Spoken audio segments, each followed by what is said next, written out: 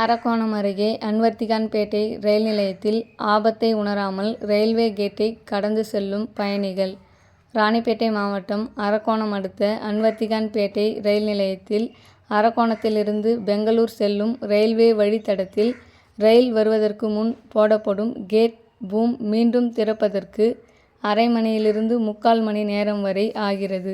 இதனால் நோயாளிகள் மருத்துவமனைக்கு செல்ல சிரமப்படுகின்றனர். பயணிகளும் காத்திருப்பதில் மிகுந்த சிரமத்திற்கு உள்ளாகின்றனர். ஒரு சில பயணிகள் ஆபத்தை உணராமல் கேட் பூம் திறப்பதற்குள் அதன் கீழே நுழைந்து செல்கின்றனர். காட்டுப்பாக்கம், எலத்தூர், மேல்களத்தூர், அன்வர்த்திகான்பேட்டை, மின்னல் மற்றும் ஆவதம் பகுதியிலிருந்து தினமும் 1000த்திற்கும் மேற்பட்டோர் அன்வர்த்திகான்பேட்டை ரயில் நிலையத்திற்கு சென்று பிற ஊர்களுக்கு பயணம் செய்கின்றனர்.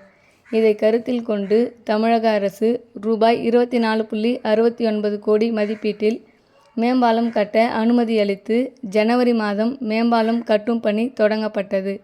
மேம்பாலம் கட்டும் பணி ஆமை வேகத்தில் நடைபெறுவதால் பயணிகள் ஆபத்தை உணராமல் ரயில்வே கேட்டை கடந்து செல்கின்றனர் என சமூக ஆர்வலர்கள் குற்றம் சாட்டுகின்றனர்.